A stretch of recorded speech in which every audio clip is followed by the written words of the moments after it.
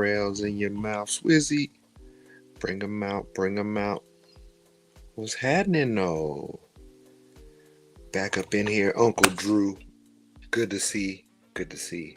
Hopefully, I'm seeing everybody, or hopefully, you're seeing me. Hopefully, you hear me very, very well. Once again, this is Drew Davis, aka Uncle Drew, back again for another book club. Last month, we tackled James by Percival Everett with my boy Key Travis Squire, and today is just me, your boy, all alone, which is fine because I do this best by myself anyway. And this time, we're going to be discussing Razorblade Tears by S.A. Cosby. And it was an awesome book. Sorry, tad late, but we always gonna get into it. I hope everybody's doing well. Thank you guys for joining the book club. Thank you guys for continuing to pick up books, to continue reading to yourself, reading to others, recommending books to others, whatever you want to do. But man, please be sure to pick up some books.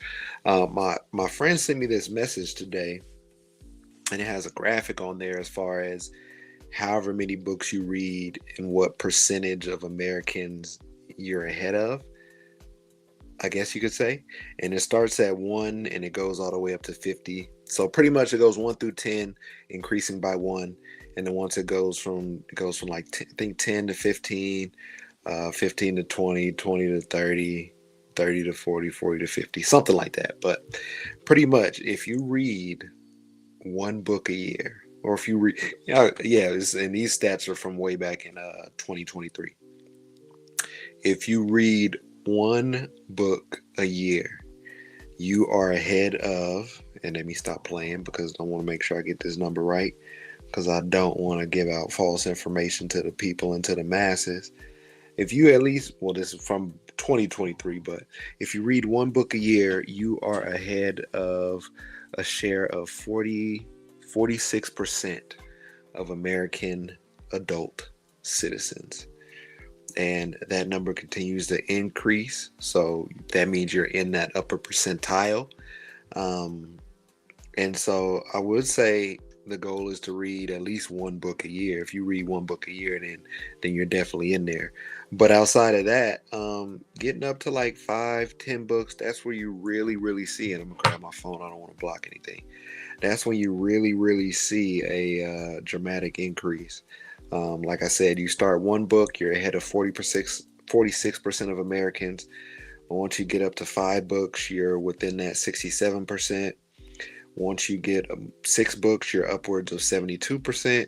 Once you get up to 10 books, you're in that 79 percentile. So which means if you read 10 books a year, you are in the upper 20% of readers, of American citizen readers in the United States, which is absolutely insane, diabolically crazy. And then you go from there. If you read 15, you're in 85%. So you're in that upper 15% of people. And then the threshold is really, honestly, you start to get to 90 once you start to read right around 30 books. And if you read more than 50 books a year, which I don't even do, you're up there in the 99 percentile. So you're in the 1% of people that read books, which is awesome. So I always like to come with information for you guys to share, to talk about, to discuss. And I hope you know how important reading is. I try to talk to my nieces about it, my nephews about it, try to talk to guys and people that I'm mentoring about it. Don't ever get too cool for reading and picking up and discussing a dang book. So, but I hope everybody out there is doing good on this Monday. We got a couple days left of Black History Month, but if you really know what the deal is, you celebrate Black History Month every day of the year. So even though this month is only a couple of days left for you to celebrate Black History Month, just know that it's okay to celebrate it year round by reading works from authors, from Black authors, from people of color, in that realm of everything. But without further ado, we're going to go ahead and get into it. I am doing okay. Let me update you guys. I'm okay. Slowing down on reading. Had some health issues a little bit. Had a sinus, cold, headache, sinus problems the last couple days from coming back from the Super Bowl way back, 2 weeks ago. And then outside of that, just had been fighting off some health stuff, man. So pray for your boy. I'm doing better, doing good. First day was back in the gym today. Didn't try to kill myself, didn't try to do too much, but it was definitely good being back in the gym and being around my gym family. So if you're not going to the gym and if you don't have any gym family, make sure you make it a point to get some gym family, because there's no other people that keep you accountable, that say, yo, what's up, man? I haven't seen you in a while. You good? It's been a minute. And it's good to have those conversations and those relationships with people. But without further ado, we're going to jump into Razorblade Tears by S.A. Cosby. Now, like I said, Black History Month, so I do a pretty good job of reading about Black authors, going out of my comfort zone and just going out of my preferential box to authors that I pick up, trying to do a better job in just learning about more authors, learning about more works, getting really involved in their work and getting really thrown into their work. So for me, it's not just about reading one book and saying, yeah, I read one of his works. I want to read a couple of books so I can kind of see if I, not see if I feel the author, but get a feel of the author and get a feel of what they like to talk about, but also see them in a couple different aspects and not just one book or one piece of work, but seeing them across different platforms and what they talk about and what they enjoy talking about. So S.A. Crosby is Crosby. I've called him Crosby a couple times, so my fault. Please don't strike me down, ancestors. S.A. Cosby. This is my first. Excuse me, that is so rude of me. Sorry, it won't happen again. This is my first read of S.A. Cosby, and I actually just was able to get my book. What was it called?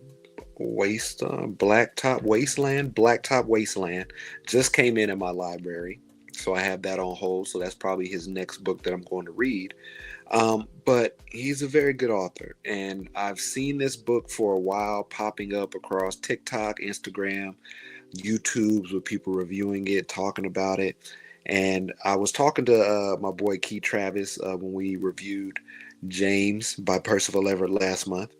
And I talked about the dangers of seeing a book, seeing people review about it, seeing people talk about it, and then going in and getting the book and now having a preconceived notion about that this book should be good because a lot of other people have said it's good. And not to say I went off of that, but you can't help. It's just like, if you have 1,000 people saying some great things about a TV show, like, I don't know, like a Game of Thrones or something, and you watch it and you say it's not very good or you don't like it, or while you're watching it and going through it, you're like, man, this show ain't that good. I don't see what the big hub's about.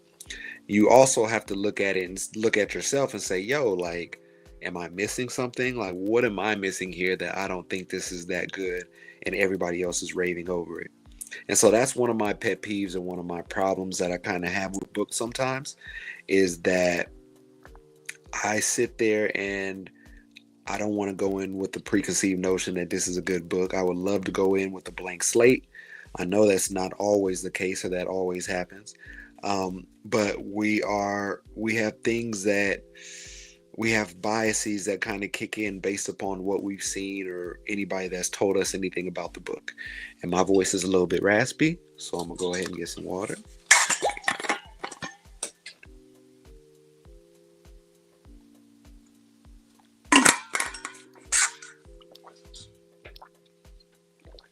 But outside of that, oh, that sounds a lot better. That sounds like Drew right there. But outside of that, you want to go into a book and you want to be able to come out of it and feel comfortable saying what you want to say about the book, whether you liked it or didn't like it, and be able to feel confident in that. And so I've heard nothing but good things about this book, heard nothing but good things about S.A. Cosby as an artist, as an author, as a writer. He's very descriptive. He's talking about stuff of substance. And so in Blacktop Wasteland, if you haven't read the book, this is full spoilers in this book club and in this review of this book that we're getting into today, because we read it in full. For this book in particular, he puts a black father with a white father who have both lost their sons, and their sons happen to be gay, or their sons are gay. Well, I say happen to be gay. Their sons are gay, were married to one another, and had a child together as well. Adopted a child, a girl.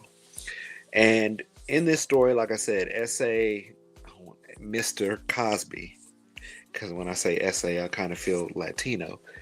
Um, he does a good job just layering stuff in. So there's lots of layers of complexity. You got a you got a black dad, you got a white dad.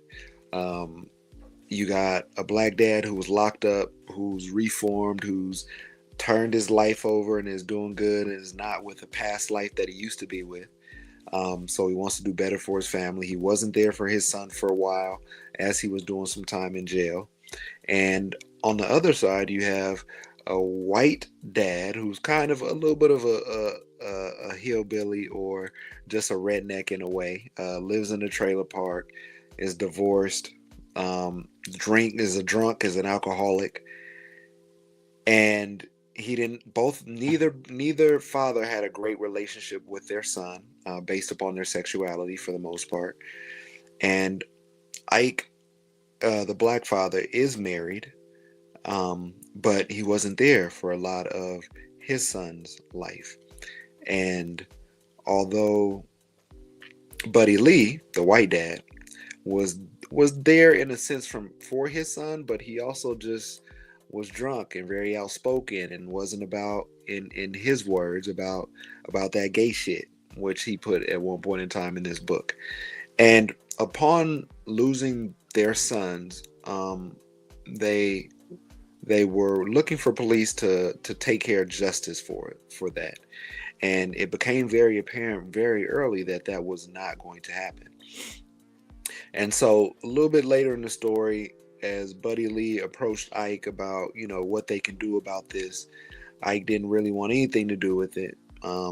He was busy fighting through and deciding exactly how he felt about this situation, how he felt about not having a great relationship with his son, about his son being gay, and his perception of that, and what he feels as a father that he did do or he didn't do, or how his son turned out this way. And there are certain times in the book he goes to a flashback of when he was raising his son, and there were things that they used to like to do together.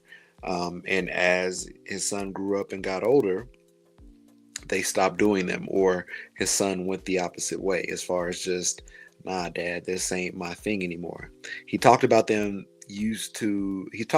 going into this garage in their backyard where there was a heavy bag, and they would box and have a little bit of fun and work out. And it got to a certain point. He said his son was good at it as well. And it got to a certain point where maybe in his early teens or later teens, he didn't want to do that anymore. And he was like, nah, this ain't my thing. This ain't what I want to do.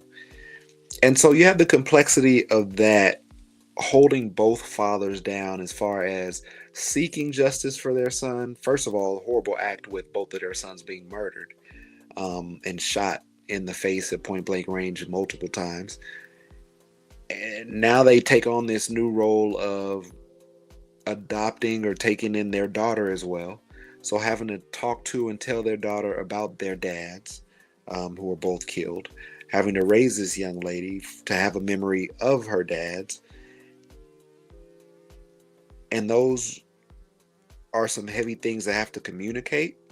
And especially if you didn't agree with your son's lifestyle, how do you explain him having a husband and there being two dads and things of that nature? So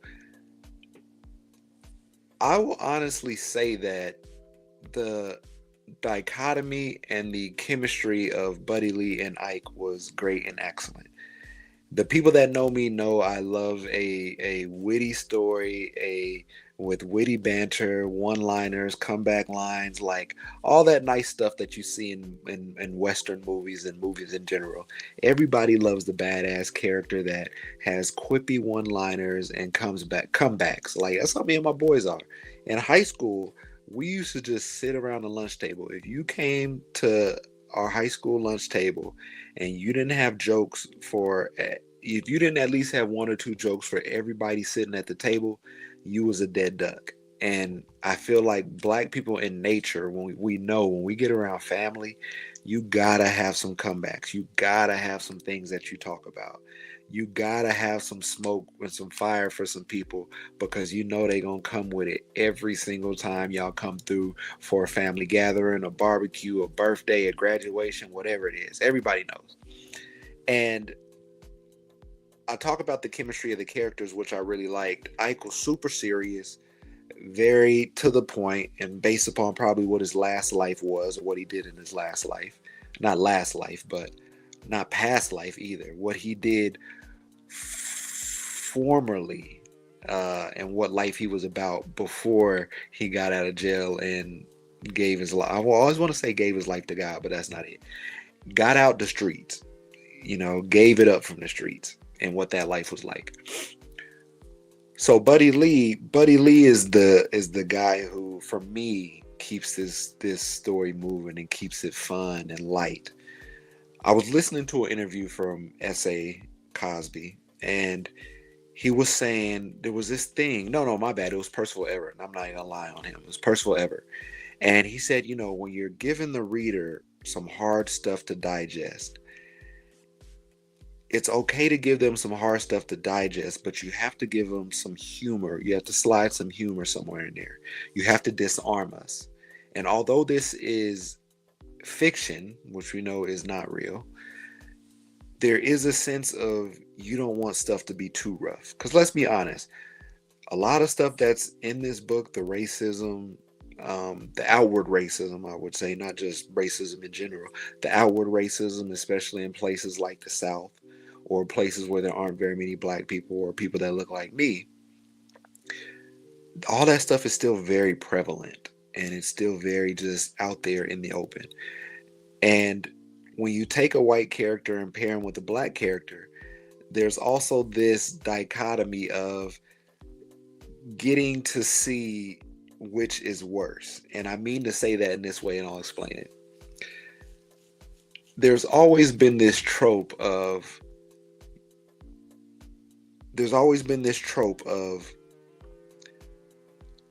being black. Is it worse being black or, let's say, being poor? Like everybody says, or some people would say, that those are the same things. If you're black, being poor is just as bad as being black, or being black is just as bad as being poor.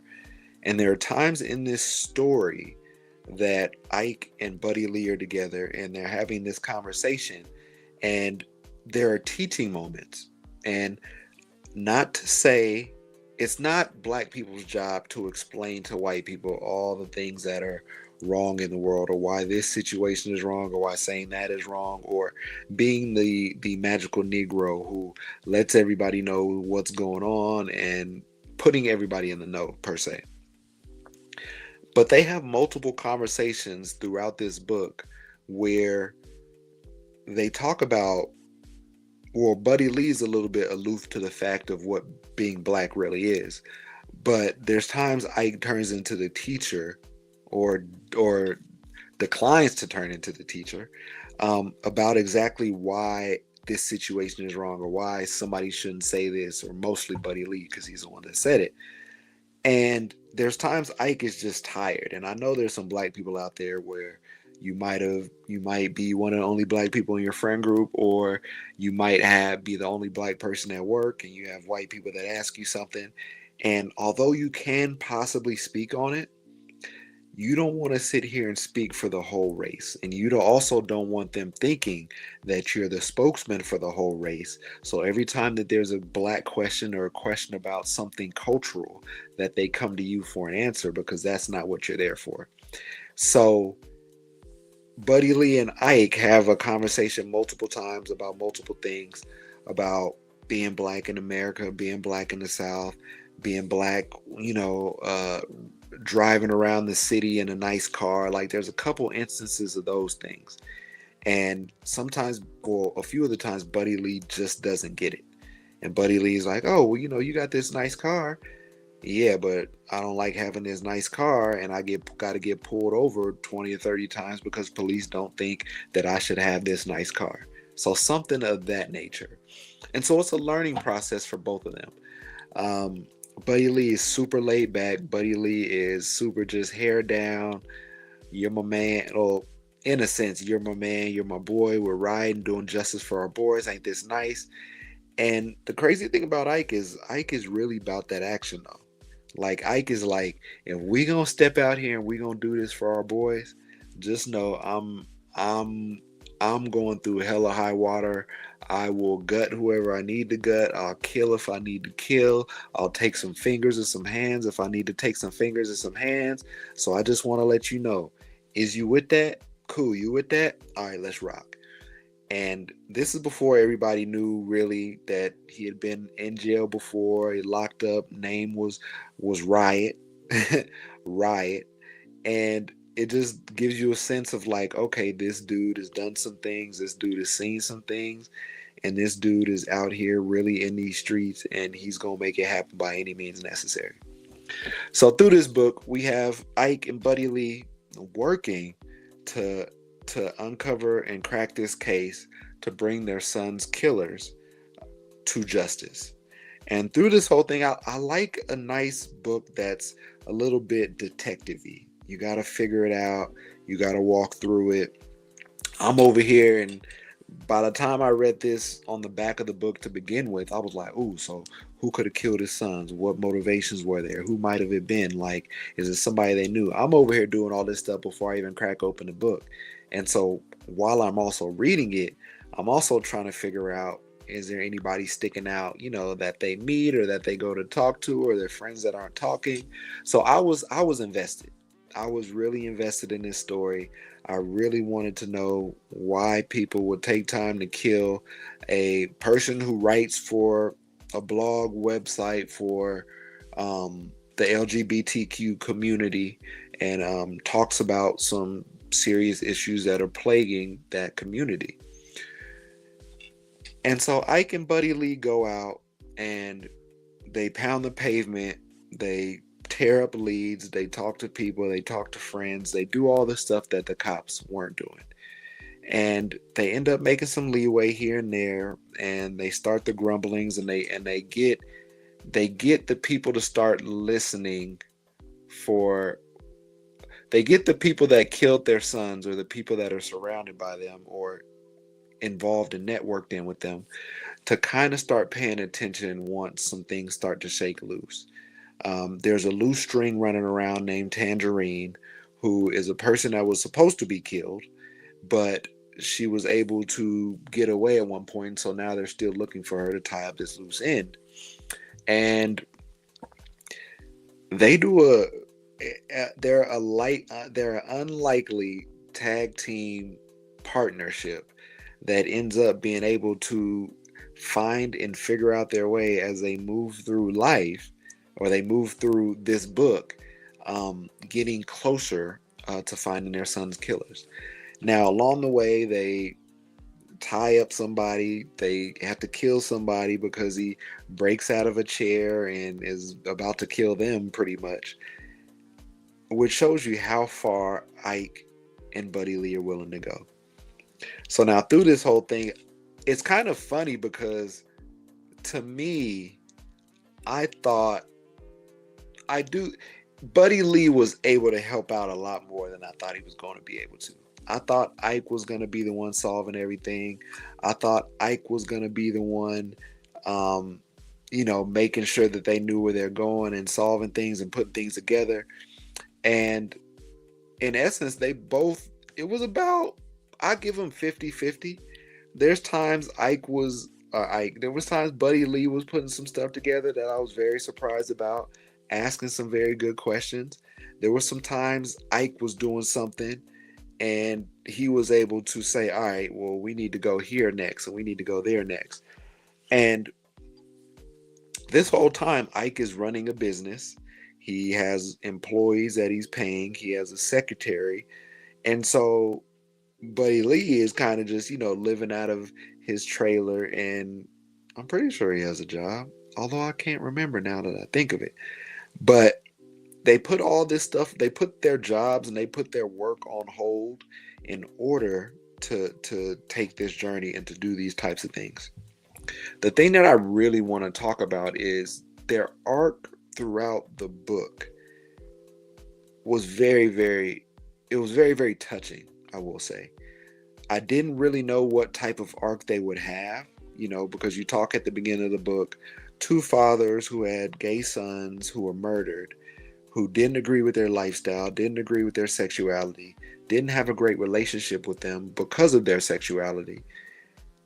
And there are parts sprinkled throughout the book that are really, really wholesome, I guess you can say, that shows their growth, that shows what they were able to do once they were more knowledged and educated about the LGBTQ community, about being gay, about a father-son relationship regardless of sexuality, like those things that are very prevalent in the world today, where you have people, parents and kids with their relationships being severed or grown and bonded closer, because of sexuality and because of how a kid chooses to identify as or with. And there are certain types, like they're later in the book, they're in the barbershop. And those that kick it in the barbershop knows that there can be some really, really foul language, some really, really foul things said in barbershops even today. And just being in the black community, and I'll say that, like, I know every black person has a gay cousin. I know that, every black person knows somebody that's gay in their family. And most families are acceptable of that. I'll say some families. I'm not going to sit here and say most.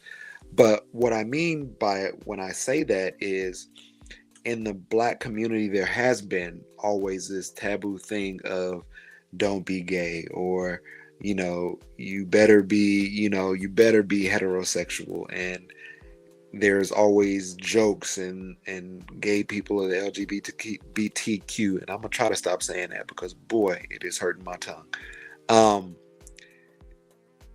it's always been used as, as a punching down, as a stepping stone for jokes, for being able to say really, really crass things, and for everybody to laugh about it and nobody to stand up and say, hey, that's not right, you shouldn't say that. These people are people too, like for anybody to just stick up.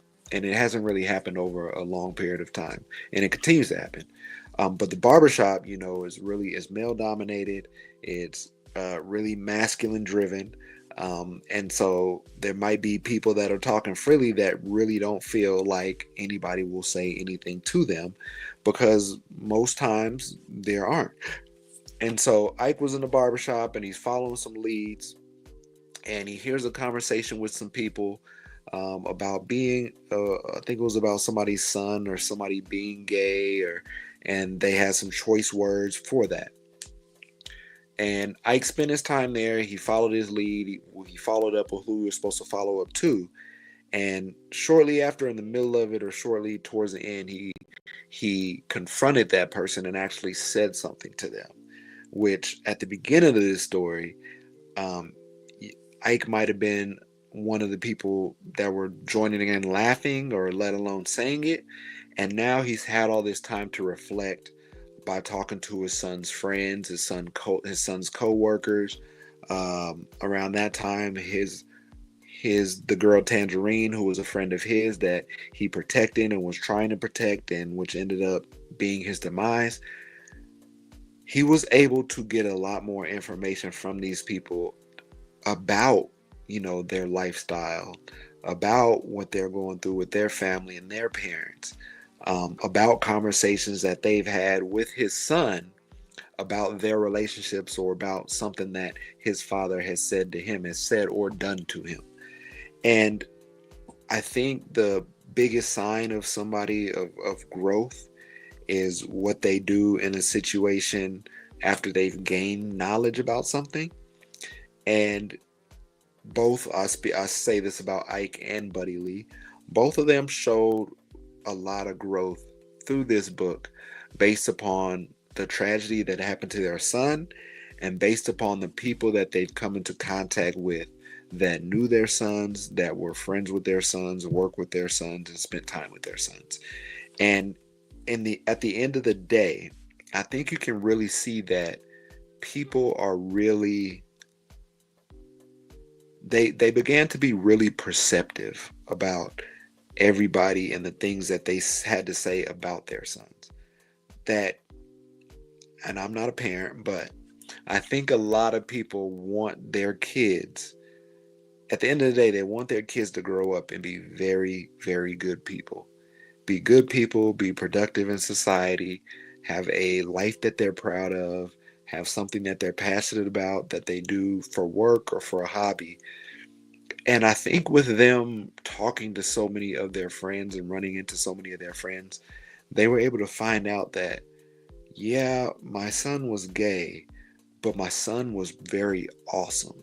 My son had some great friends. He had a great community that he was surrounded with, and everybody said great things about their sons, which underlined the fact that just because their sons were gay didn't make them any less men, any less of men in a sense.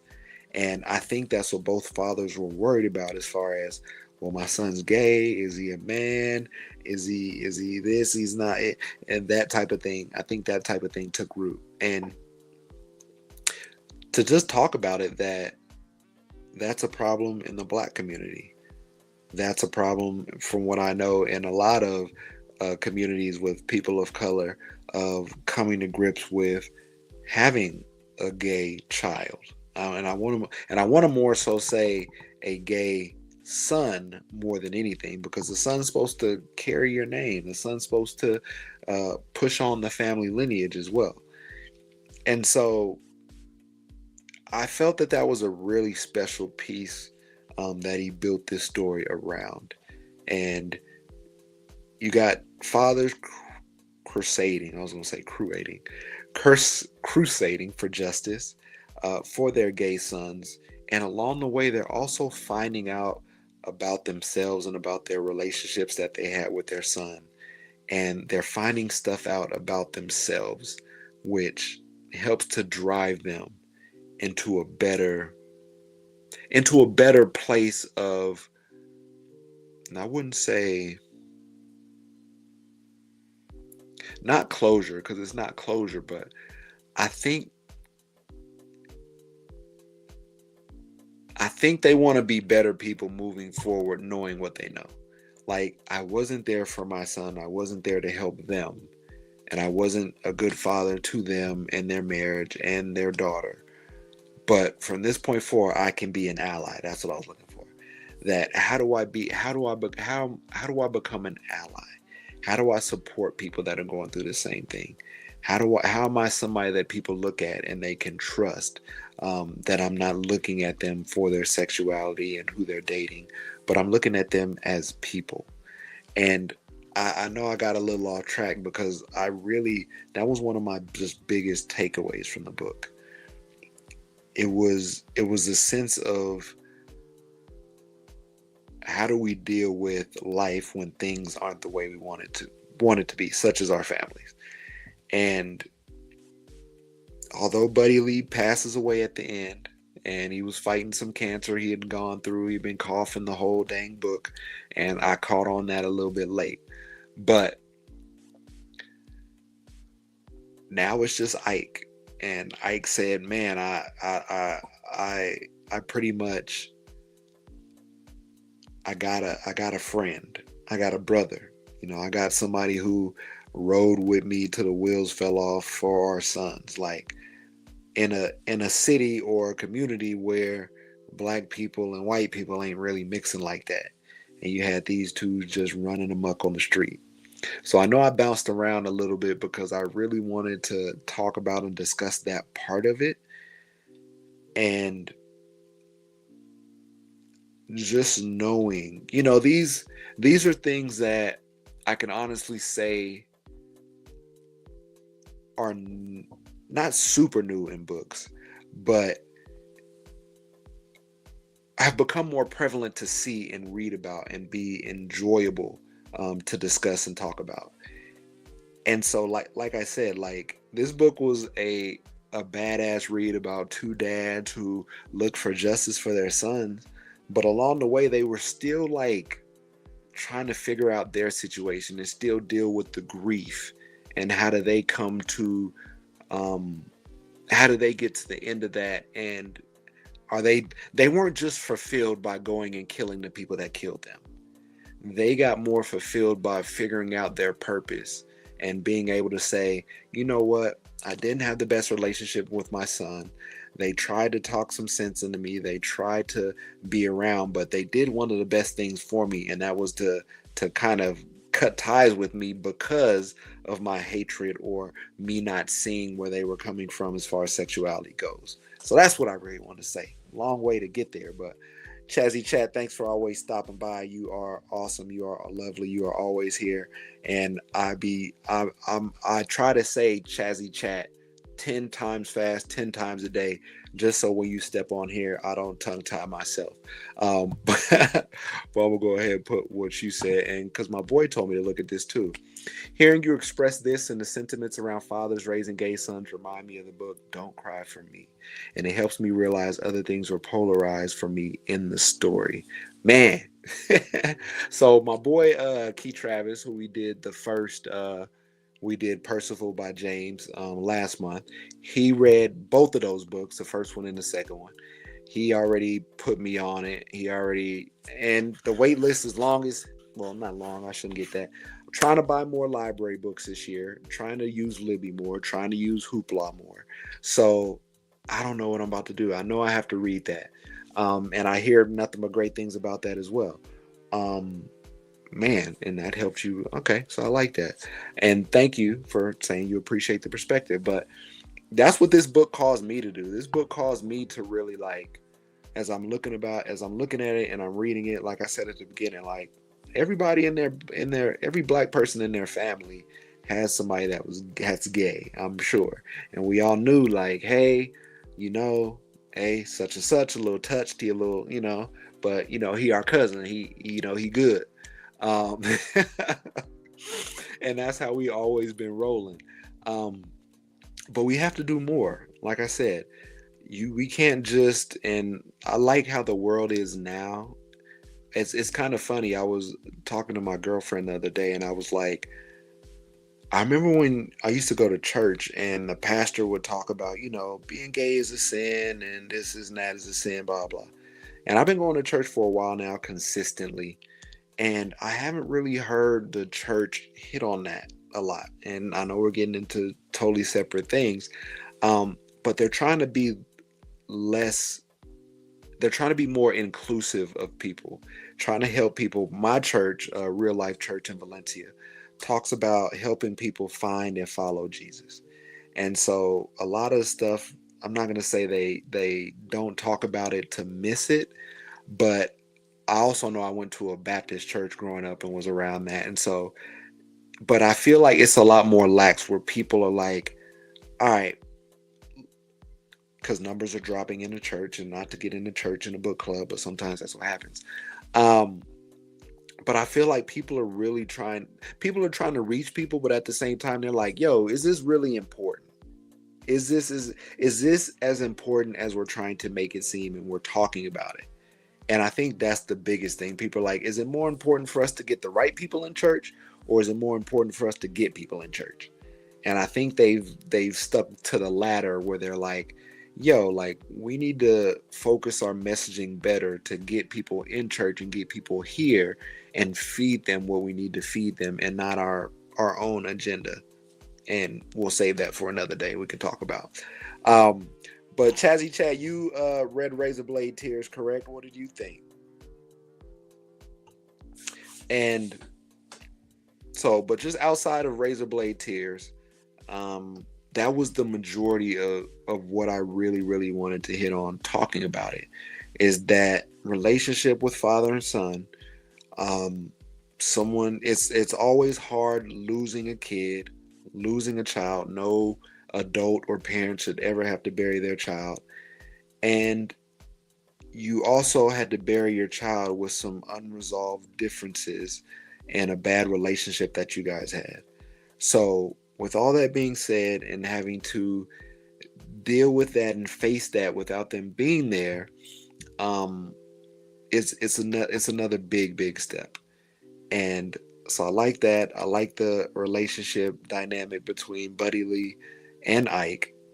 Buddy Lee stayed with the one-liners. He told old Buddy one time, I would have been your daddy, but the line was too long." He he said, there's a lot of stuff that I could hit on, but I think one time he said, "Yo, I want to tell you this, and I mean this from the bottom of my heart. Fuck you." And it was like kind of cartoonish in a way. Um it was more cartoonish in a way, where I'm like, but that's what I mean. Like, they added that little part where I'm like, and like Chazzy Chat just said, it was more in tune with the action, the fights, the chases, the ending.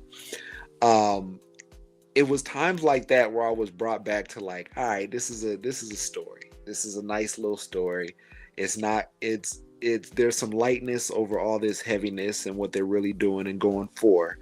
But at the end of the day, you have this one character who's going to be 100% him 100% of the time, and he's going to give you some good stuff to laugh at. I usually don't laugh out loud, like during books and during reads. Like, I might laugh in my head, like, "Oh, that's a funny line.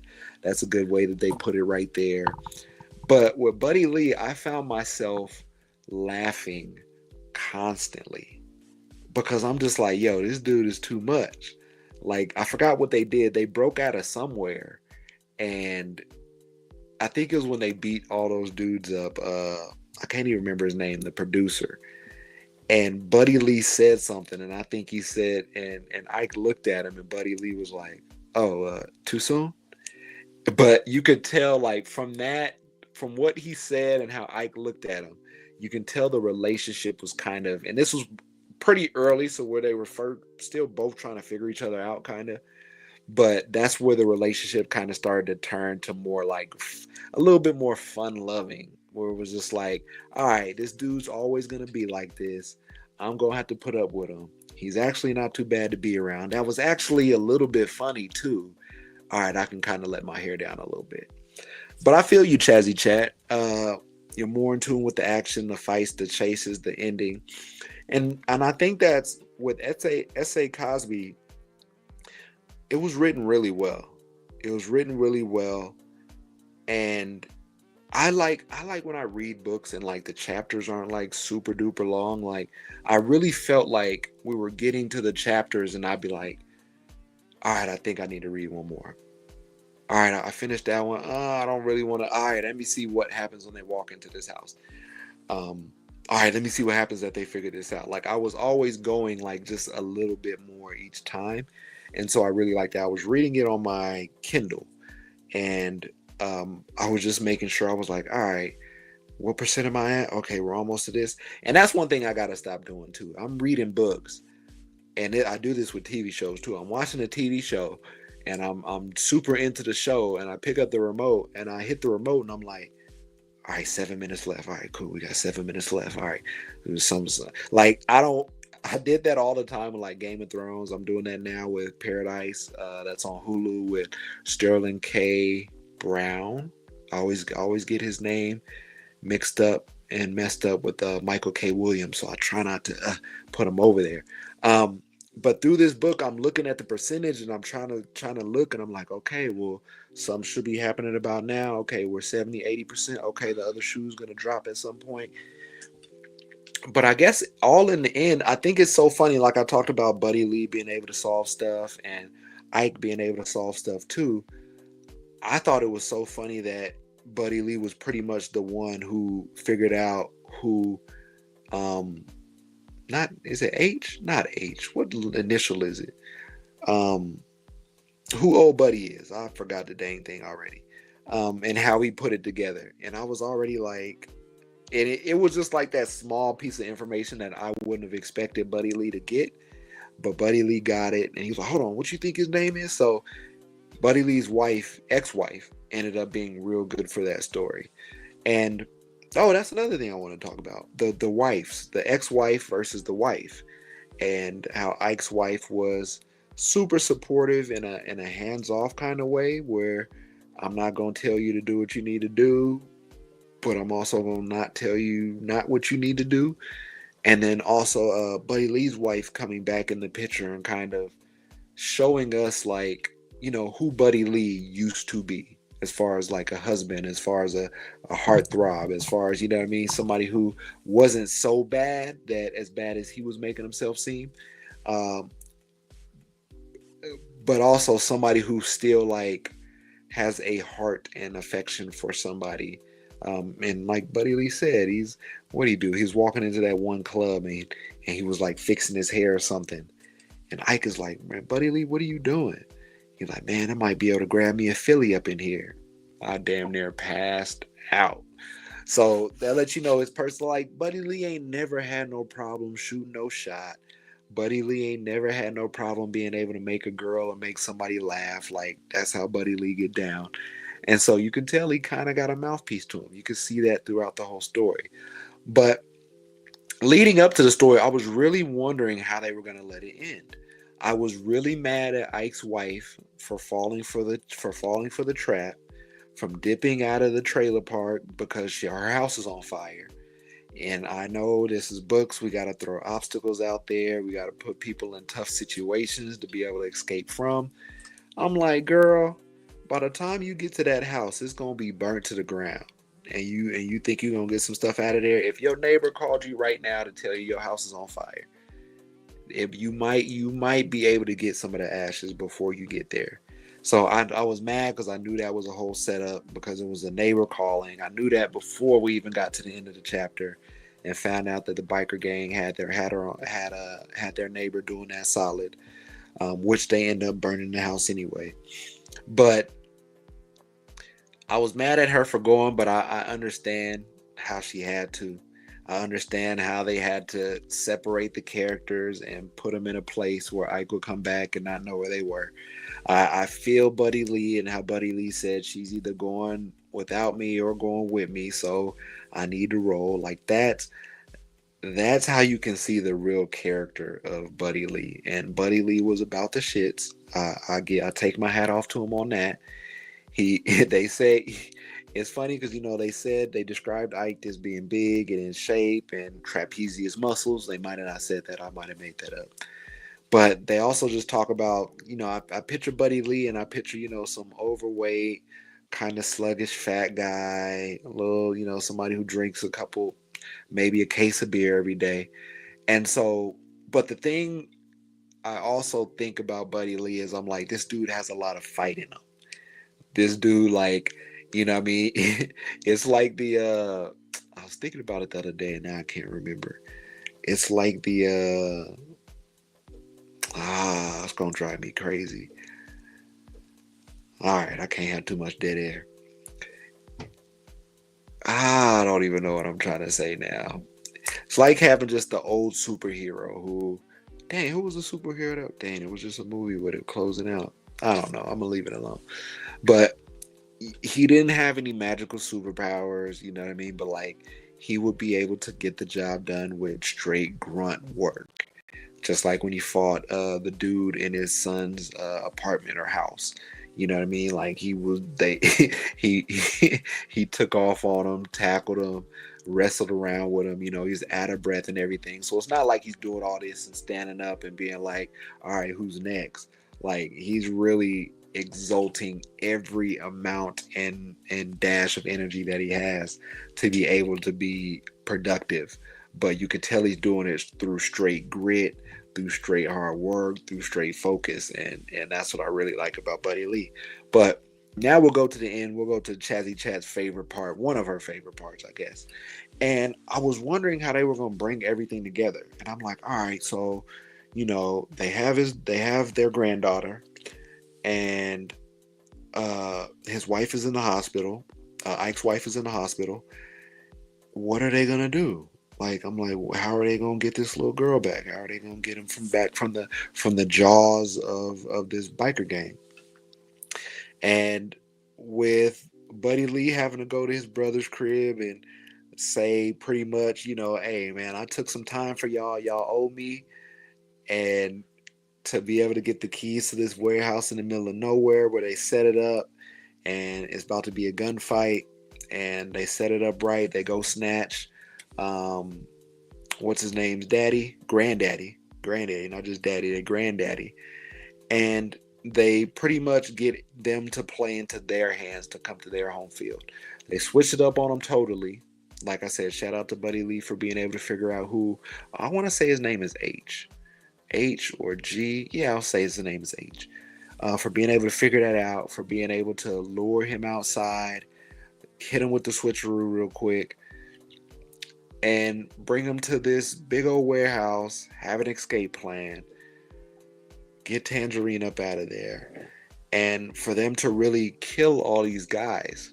And so, as they do all that and they kill everybody and everything happens and goes down, it's always funny because I don't like movies when they end like that. I don't like, and you could always see when movies end like that, where everybody gets killed, or it's the final moments, and the two heroines are talking about, hey, good job, man, I love you, so man, and then the person that was dead pops up and one last hurrah to shoot at somebody, and he gets shot in his back from some whatever it is, whatever it might be. Um, I knew that what was it, Grayson? I knew he was still alive at the end, and that he was gonna pop up out of nowhere. I just totally 100% knew it, and so I just hate that. Not I hate. I guess you had to. If there was one person that died a heroic death, it was Buddy Lee. And considering what was already ailing him, what was already going bad with him, that he gave his life for Ike and was able to die a heroic death, for me was very warming. Him being my favorite character through this book from his antics. There was one time, I can't even remember all the quotes. I'm gonna just stop because I just remember he was talking about somebody on a unicycle. He was talking about the dudes where they went. At one of the first places they went, the people that they said were making threats to their son. And the first place they went where Ike was like breaking fingers and like had old buddy on the glass. He said some funny stuff then. But to see them get out of that situation, to see everything be okay, to see Tangerine turn her life, and that was another thing for them have to work so close with Tangerine, who is a part of the LGBT community. That shows how far they've come, I guess you can say. And having somebody that was so close to their sons, who now works for Ike, who now is a big part of their family, not just his work, big part of their family and what they do. And I'm starting to smile because I think I enjoyed this book a lot more than I say I did. Everybody's like, "What'd you think of it?" I was like, "I really liked it." But once I start talking about it, there's always these layers that I continue to pull back on, and I can't wait to read some more of his work. If you have any questions, Chazzy Chat, feel free to put those in the chat, or any last comments or anything that you think about the book. But I want to keep reading interesting stuff. I want to keep reading good stuff. So the people that are a part of it, you want to be in the book club, join on Patreon. Chazzy Chat would love to have you in the book club. Would love to even have you on at some point, and not just be a figment of my imagination as a person I'm talking to with words on the screen. But outside of that, I would love to hear more about what you like to read. I know we follow each other on Threads. I know I see you posting about books here and there. But I would love to have more conversations with men about books, but more so people too. I just want to talk about books. I want to talk about people's love for books. I want to talk about when your love for books started. Mine started really late. I really wasn't a reader when I was younger. Really wasn't. I read a couple of Harry Potter books. Those words were too hard to pronounce for me, so I ended up tapping out at some point. But without, I know there's some people that talk about their parents used to make them read, and so they don't like reading. And my parents never made me read. My dad is a big reader. My mom wasn't. Um, but at one point when I was in college, I said, yo, I'm gonna graduate pretty soon. And in order for me to continue learning, I'm gonna have to continue reading. Like if I'm no longer in school, I really gotta pick something up that speaks to me about knowledge and education or just areas that I'm interested in. And so my junior year in college, I moved into an apartment by myself. I ordered a Kindle and I just started to read more. And that's kind of how I started reading. How I started reading the most. That's when I got into the groove of reading. And then just a couple years ago, I said, yo, I'm going to start making a reading goal every year. And I'm going to make sure I hit that goal. And I don't watch much TV. I watch the same movies over and over again. I watch the same shows over and over again. And if I'm not doing those things or at the movies, I'm usually walking around with a book in my hand. But I've gotten such a, and not to say I'm in it for the response, I'm never in it for the response, but black and brown boys are reading at fourth and fifth grade levels, and that is not cool with me. And so the way we show them or the way we talk to them about reading books and the way we talk about it being important are showing them, are showing up and showing them. I really feel like you can develop a love for reading. I always tell young people start out reading about people that you're interested in, about subjects that you're interested in, um, and that's where they should start. I think one of the worst things we can do, and I try to tell people, they're like, "What books do you recommend me?" And I'm like, "Well, bro, I don't really know what books you like. I don't know what genre. I don't know but I can tell you what I like, and we can go off of that." But more so, when you tell me about what you like and stories that you like, whether that's I can't even self-help, fiction, nonfiction, mystery, crime, thriller, fantasy, start to go down all those paths, and I don't even read all those genres.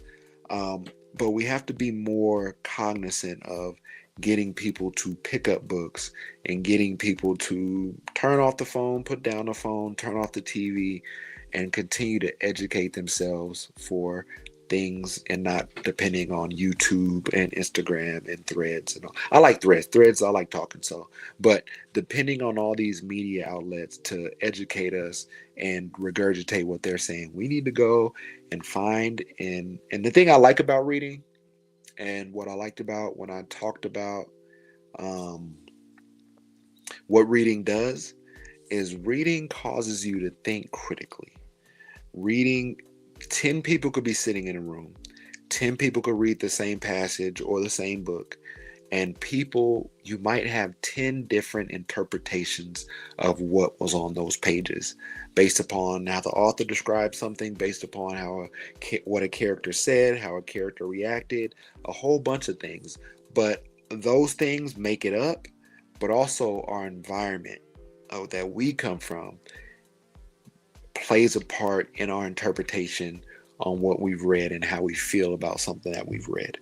And so I always tell people it allows us to think critically because I don't want to have conversations. I don't want to sit here and have a conversation with you and us to say all the right cookie cutter things that make sense or the right cookie cutter things to not make other people mad or angry.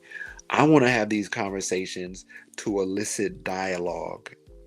I don't want it. I want it to be, hey, I felt this way about this. Well, why do you feel that way about this? Okay, well, I disagree about that, but I can see where you're coming from. But this is how I felt because this is like I want those types of conversations, and we need those types of conversations more in a world where people are just regurgitating what they heard from somebody somewhere and prove it as fact and concrete knowledge. So that's me getting down off my soapbox. That's it for my TED Talk. Shazzy Chat, we gonna talk, we gonna connect, we gonna make sure we communicate. Book is currently being developed into a movie. The only thing I don't like, and I ain't gonna say don't like, but sometimes it takes so long from a book to go to a movie, or sometimes it's so far removed. I love that they're making it into a movie. Would love to see who's gonna star in it, who's gonna direct it. Um, But you know, by the time the movie comes out, I got to go back and read the book again before the movie hit the theaters, which is okay, which is cool. But happy to talk books anytime. Chazzy Chat, always thank you for coming through. Thank you for being a reader. Thank you for being a leader. Thank you for talking about you pushing it to make it to your workouts, and you not you not falling victim to the snooze button or to the not today excuses and everything like that. So stay on track doing what you do because you are great at what you do. So, but outside of that, continue to pick up books, continue to champion for reading, continue to fall through here, point people this way. I'm trying to do something more on Instagram where I'm trying to read just more on Instagram Live with people. I know it's hard because you pick a book, both people got to finish it, then you can get on and talk for an hour or whatever. So I'm still trying to kind of plan some things out in a way, but also like if anybody knows any person or any people that are avid readers who would love to hop on IG Live or who would love to join for a common read at some point this year, we'll try to find a way to do that. And I'm trying to make a Chazzy Chat. I'm trying to make a bookworm happy hour maybe. So maybe on Mondays that I'm not doing book club, or once or twice a month we'll do a happy hour book club. People could just stop through, say what they're reading, ask questions about books, maybe talk a little bit about shows or movies or something. But instead of us having to go to a bar and pick up a drink and talk about something, let's let everybody maybe bring your glass of wine, bring your non-alcoholic beverage, bring your water, bring your hydro flask, and let's talk nerd stuff. Let's talk education stuff. Let's do stuff like that. Let's just maybe read for 30 minutes. I don't know. Still building all that out, but we'll see how it goes. Once again, that's Uncle Drew, aka Drew Davis, or you can flip that back around. Drew Davis, aka Uncle Drew.